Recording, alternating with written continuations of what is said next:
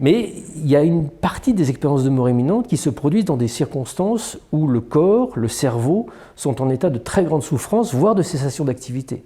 Il y a des gens qui vivent une expérience de mort imminente pendant un arrêt cardiaque. Et depuis un peu plus d'une quarantaine d'années, enfin presque une cinquantaine d'années maintenant, la médecine a développé des outils qui permettent de ramener des gens en arrêt cardiaque. C'est ce qu'on a vu dans l'urgence, vous savez, quand ils raniment des types. Et auparavant, quand on avait un arrêt cardiaque, on ne pouvait pas vous ramener, on mourait.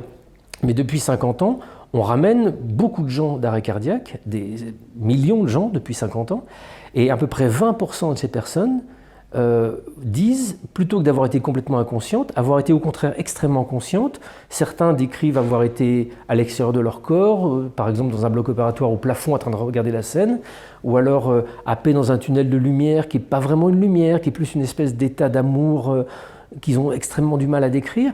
Mais au-delà des récits et des aspects transcendants, il y a aussi des éléments extrêmement vérifiables. Quand quelqu'un sur un bloc opératoire subit un certain nombre de procédures, est en arrêt cardiaque et vous dit moi j'étais au-dessus et puis j'ai vu le médecin faire ci, j'ai vu telle chose se passer à tel moment, et quand vous essayez de voir le compte-rendu de l'opération, vous apercevez qu'il s'est passé effectivement ce que la personne a décrit.